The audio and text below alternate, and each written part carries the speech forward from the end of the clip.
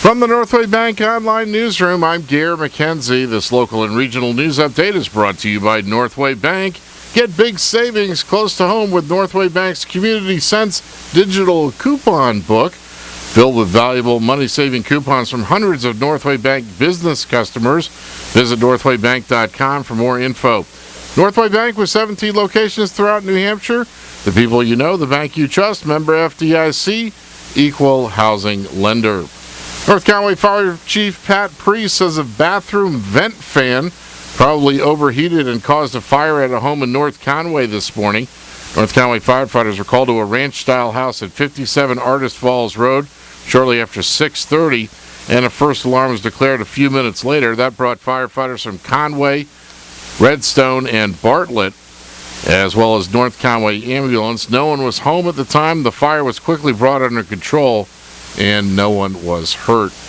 Conway Police Chief Ed Wagner says his department is starting a comprehensive drug take-back program to help reduce the availability of unused or expired prescription drugs. His department now has a drug drop box available around the clock in the lobby of the police station that will take unused or expired narcotics and pharmaceuticals. The box is secured and constantly monitored. Wagner says all unused or expired drugs can be dropped in it, no questions asked. The disposed items will be destroyed in a safe and secure manner using the department's own portable drug incinerator. Wagner says it meets all state and federal rules for destruction.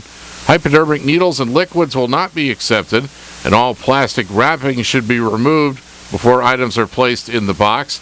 In addition, prescription drugs should be removed from any container with the patient's name or identification and placed in a small paper bag or envelope. Envelopes will be available at the police station. Wagner says thousands of unused and potentially lethal prescription drugs are accidentally ingested by children and family members every year or diverted for illicit use. He says his department's 24-hour drop box will complement the national take-back program put in place 3 years ago by the Drug Enforcement Agency that's resulted in tons of dangerous drugs being safely destroyed.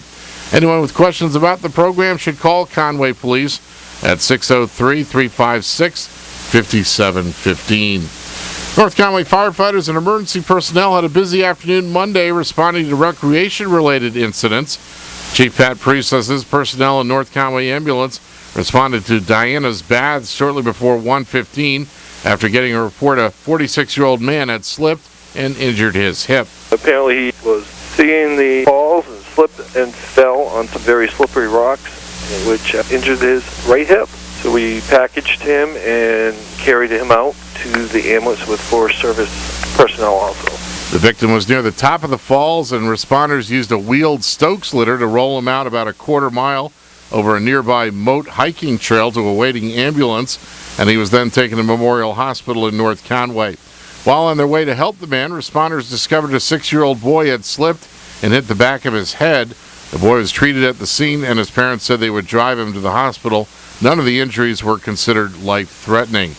In what appeared to be a more serious case, Priest's personnel responded around 4:45 to a climbing mishap. We got dispatch for a 22-year-old male that fell approximately 30 feet off the practice slab over at Cathedral Ledge. He was conscious and alert. He was wearing a helmet, a harness. He fell on a rock, a tree, a dead and down tree. Bystanders and members of Mountain Rescue Service assisted. The climber complained of pain in his back, thigh, and lower leg, but he did not lose consciousness, and he was taken to Memorial Hospital as well. In Maine news, hay farmers are struggling because of the wet weather last month. Monmouth farmer Andy Baker has harvested about 1,300 bales this summer. Normally he'd have more than 7,000 bales by now.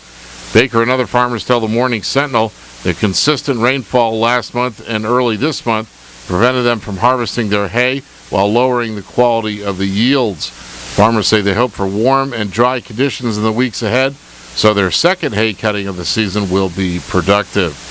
In sports, despite a late rally attempt by the New Hampshire Fisher Cats, the Harrisburg Senators held on to beat the Cats 6-5 last night in Manchester. The Portland Sea Dogs beat the New Britain Rockcats in Connecticut 8-7. The Red Sox remained in first place with a 6-2 win over the Tampa Bay Rays last night in Boston.